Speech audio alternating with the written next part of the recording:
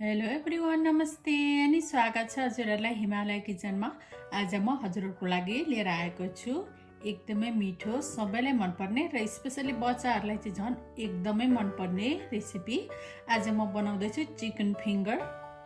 यसको लागि मैले यहाँ एउटा बाउललाई लिएको छु। त्यसमा मैले राखेँ 1 कप दही र त्यही कपले नापेर मैले राखेँ यसमा 1 कप पानी।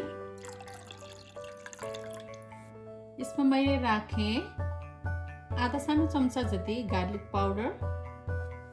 मरिचको धुलो राख्दैछु म क्रस गरेर थोरै।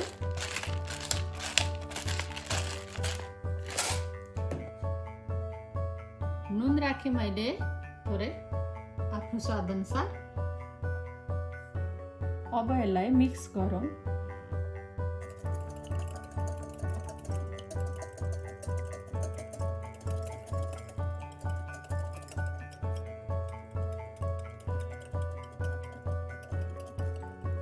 यति गरेपछि अब लागौँ अर्को स्टेपतिर।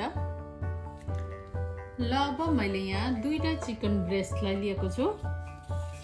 अब यसलाई काट्नुपर्छ। यसलाई म यसरी काट्दैछु।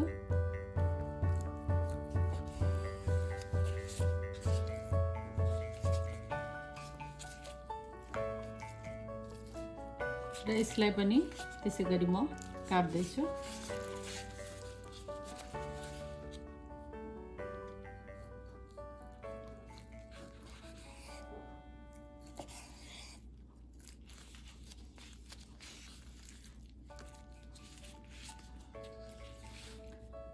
र अब फेरि यसलाई यसरी काट्ने।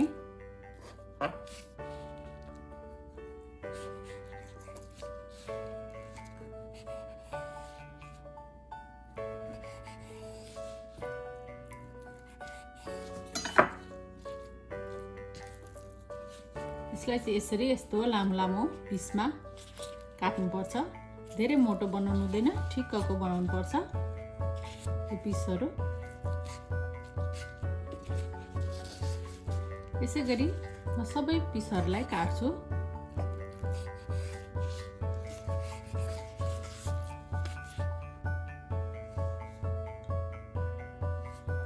र सबै ब्रेस्टहरूलाई यसरी काटिसकेपछि अब फेरि लागौँ अर्को स्टेपतिर।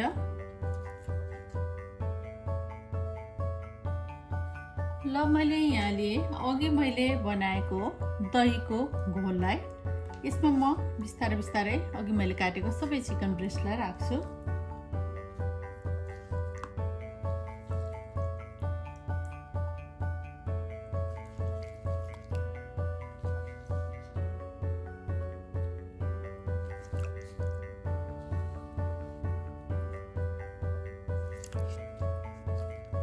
अब यसरी राखेर यसलाई फ्रिजरमा कम्तीमा पनि आधा घण्टाको लागि राख्नुपर्छ।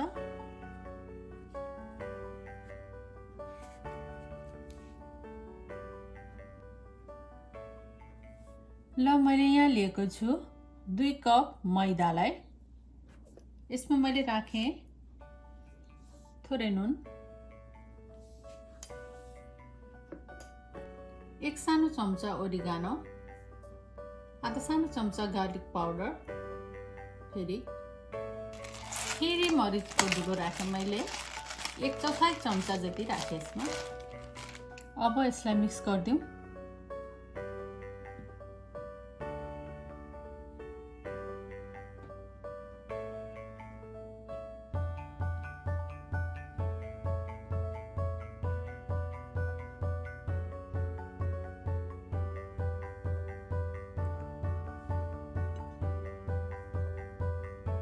यसलाई थोरै बेरको लागि साइड लगाएर मैले यहाँ लिएँ फेरि अर्को बोल। यसमा मैले लिएको छु 3वटा अन्डालाई।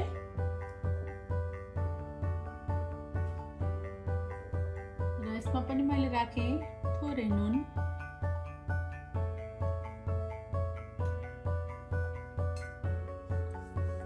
र अब नुन राखेर यसलाई राम्ररी म मिक्स गर्छु।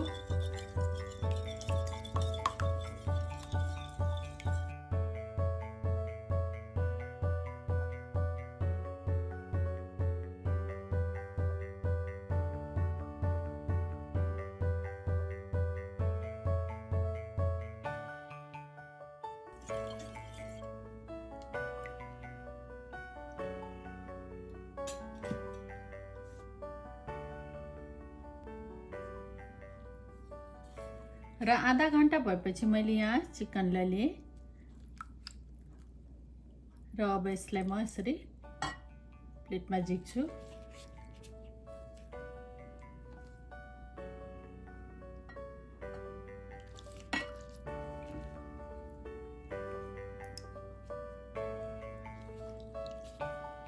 र मैले यहाँ प्लेटमा लिएको छु अघि मैले ठिक गरेको मैदालाई। त्यसै गरी यहाँ मैले लिएको छु अघि मैले फिटेको अन्डा र अब म यो चिकनलाई यसरी मैदामा राख्छु।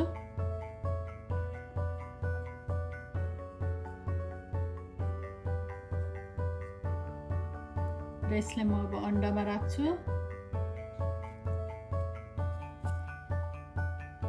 र फेरि मैदामा राख्छु।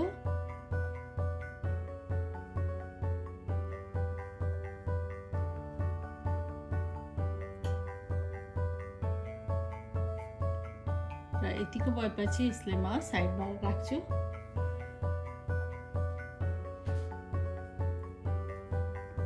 यसै गरी सबै चिकनहरूलाई म कोट गर्छु मैदामा।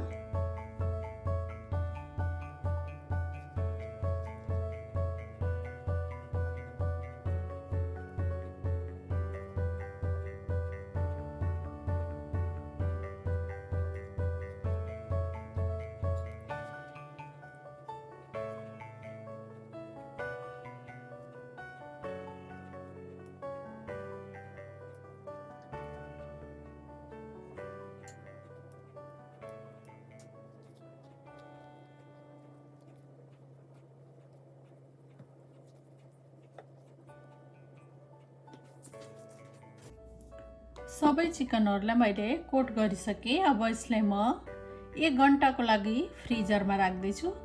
यदि टाइम छैन र छिटो बनाउनु पर्ने छ भने यसलाई 15 देखि 20 मिनेट राखेर पनि बनाउन सकिन्छ, तर केही बेर चाहिँ यसलाई फ्रिजरमा राखेर बनाउँदा राम्रो हुन्छ। ल अब चिकनलाई फ्राई गर्नको लागि मैले यहाँ एउटा कराईमा तेललाई बसाएको छु। अब तेल तातेपछि मैले यसमा राख्दैछु मैले अघि तयार गरेको चिकन।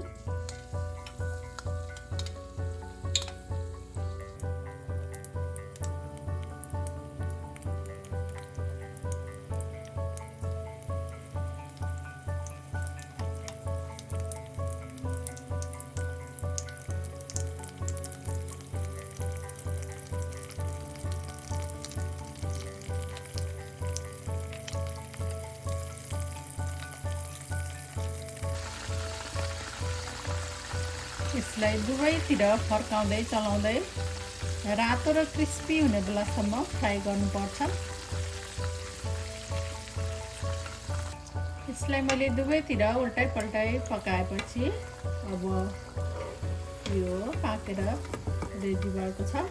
यसलाई म झिक्दैछु। एकदमै क्रिस्पी एकदमै मिठो भएर पाकेको छ।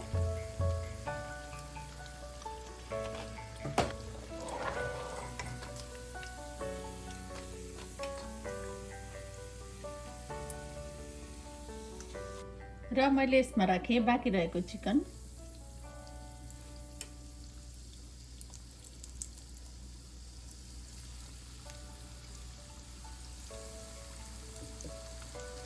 र यसलाई पनि म अब यसै गरी फ्राई गर्नेछु।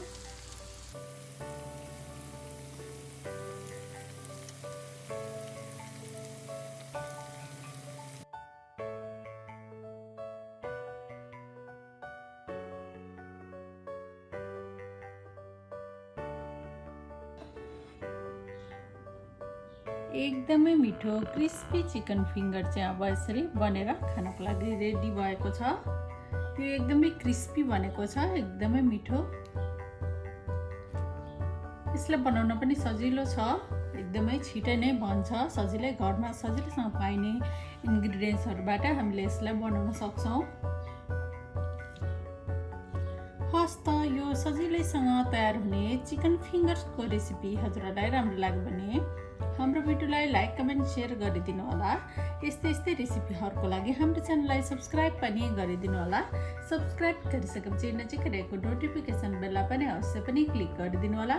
फेरि पनि यस्तै मिठो परिकारको रेसिपी लिएर आउने नै छु। हाम्रो भिडियो हेरिदिनु भएकोमा हजुरहरूलाई धेरै धेरै धन्यवाद।